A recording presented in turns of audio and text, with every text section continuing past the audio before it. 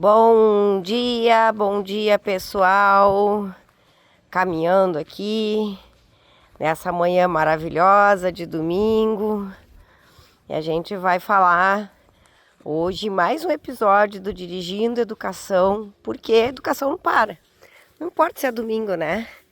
Olha que dia lindo, que dia maravilhoso, né? Vou caminhar mais um pouquinho. Hoje a gente vai falar de um tema que a gente já tocou esse assunto em algum outro momento, mas que corriqueiramente as pessoas me perguntam o que tá rolando. Deixa eu sentar aqui. Esse lugar maravilhoso, junto da natureza. Bom dia, pessoal.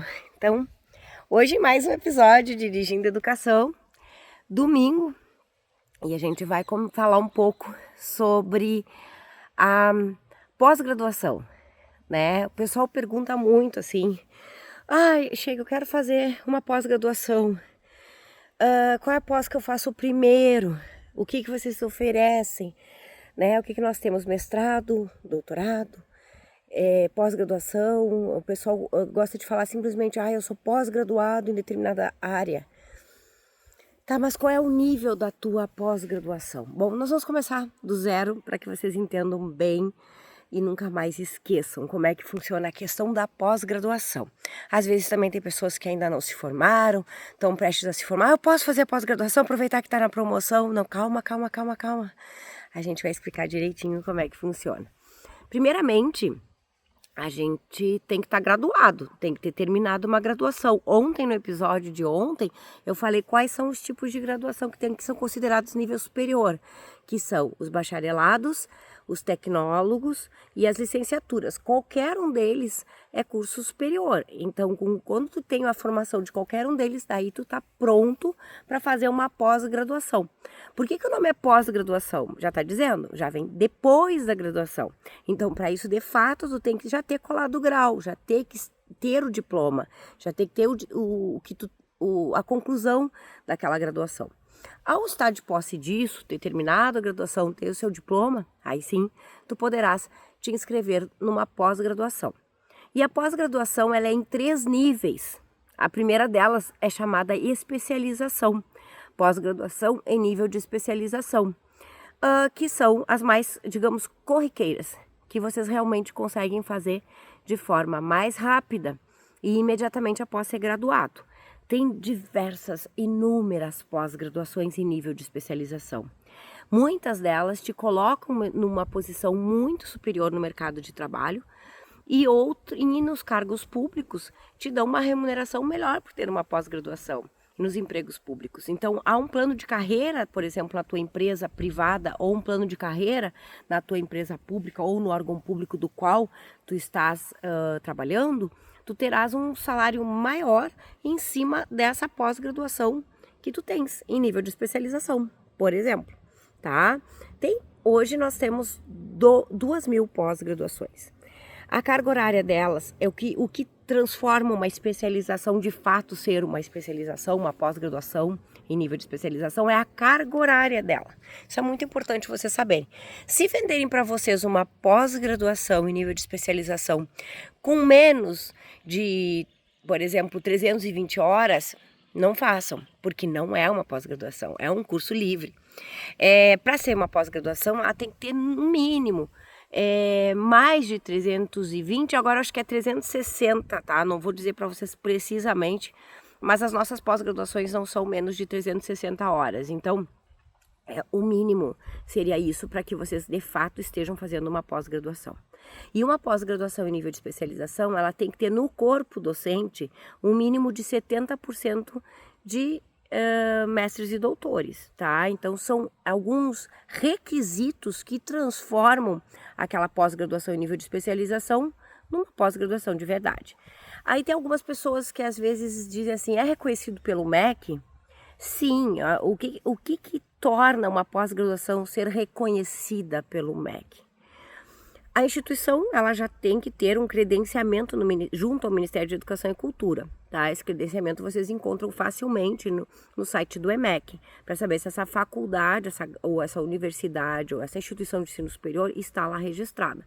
Mas a chave para saber se de fato essa especialização, ela cumpre com os requisitos, né, de ser uma pós-graduação em nível de especialização, basicamente é a carga horária e também o corpo docente, tá? Então, são alguns detalhes importantes para que vocês não caiam numa furada, né? Já vi pessoas fazendo pós-graduação sem ter terminado a graduação, isso não pode, até porque vai se fazer uma auditoria, fazer uma auditoria dentro da universidade, tiver algum diploma que não foi concluído e a pessoa está fazendo uma pós-graduação, a tua pós-graduação de fato não vale. Tá? Então fiquem atentos. Para fazer uma pós-graduação tem que terminar a graduação, e para fazer uma pós-graduação em nível de especialização, que é a mais comum que tem, digamos assim, a mais rápida, ela tem que ter no mínimo 360 horas por volta disso, tá? Nós temos pós-graduação de 360, 420 e 720 horas. Daí o que diferencia? A questão da carga horária, ela vai diferenciar, obviamente, em questão de conteúdos, porque quanto mais carga horária, mais conteúdos tu tem na tua plataforma, ou na tua aula presencial, se for o caso. E assim, ó, em alguns concursos pode haver exigências de carga horária maior, então vai depender daquilo que tu tá se propondo. Vamos supor que tu vais entrar, talvez não em concurso público, mas numa empresa privada, e o gestor de RH que vai selecionar esse funcionário se atente à carga horária do teu diploma para que tu tenha mais conhecimento naquilo, tá? Então, é um fator que pode ser considerado. Ou num órgão público que possa ter pontuações diferentes de acordo com o número da carga horária. Pode haver ou não, mas se houver, tu tiver mais carga horária, com certeza mais pontuação tu vai ter, tá? Então, são alguns detalhes. Outra coisa importante que o pessoal pergunta: Lore, para fazer pós-graduação tem que fazer TCC? Hoje não é mais exigido. Tu pode fazer uma pós-graduação em nível de especialização sem fazer aquele tão famoso trabalho de conclusão de curso. Alguns podem pedir um artigo ou uma monografia, mas assim, basicamente hoje não é mais exigido, então não se pede mais.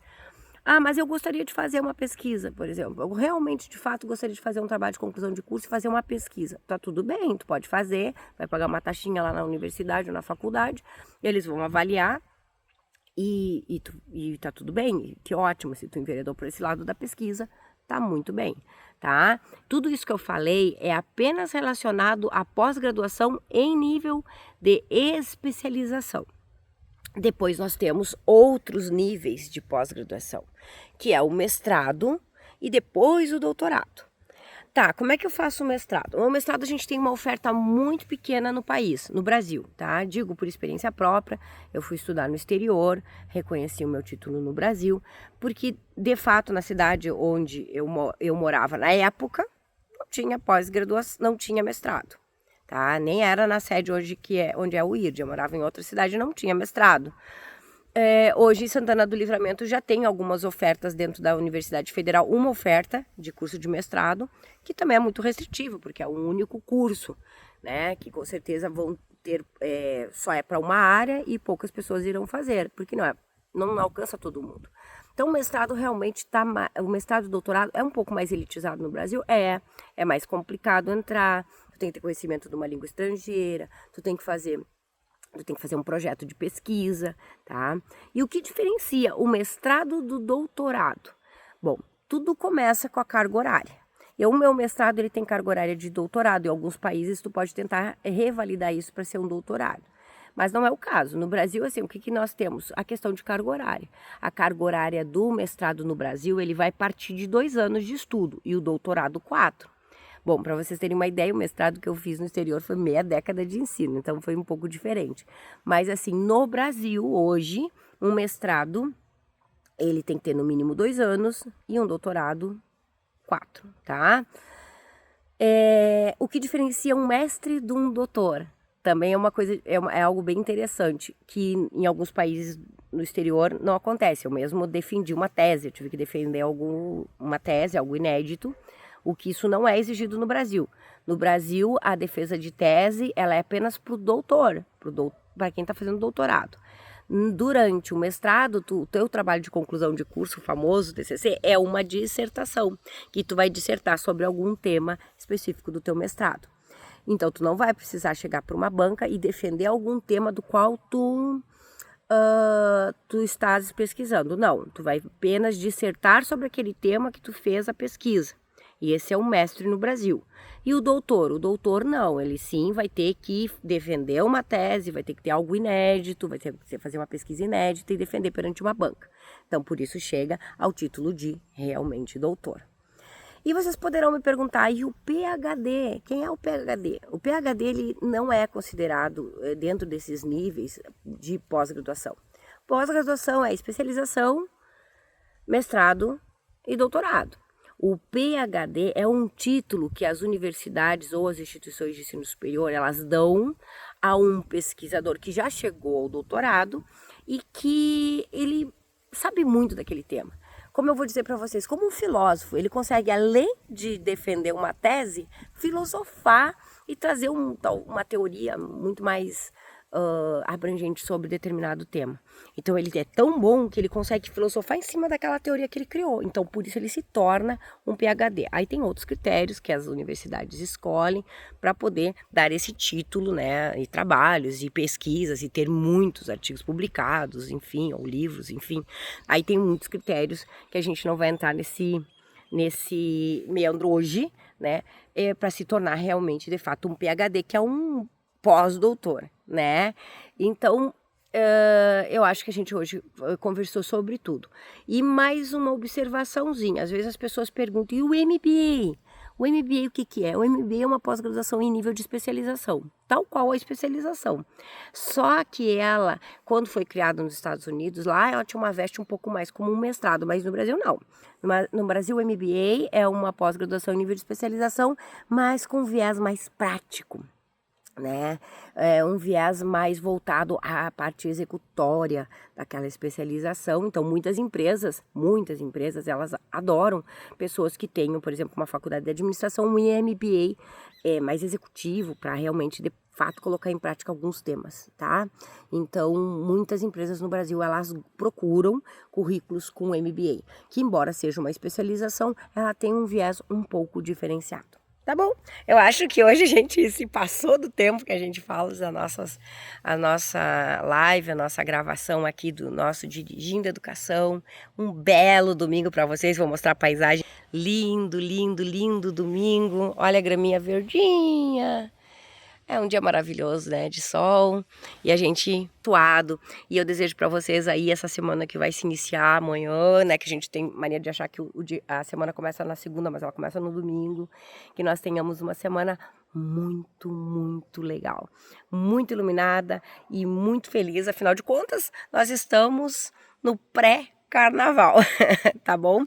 Pré-carnaval, a gente vai estar falando nisso de plantão no carnaval. Pode mandar o WhatsApp que nós estaremos matriculando vocês para aquilo que vocês querem estudar. O mundo não para e ao contrário do que as pessoas falam, não começa depois do carnaval. Pode fazer sua matrícula, graduação, pós-graduação e nível de especialização, a gente está te esperando. Beijos para vocês, um excelente domingo e até amanhã.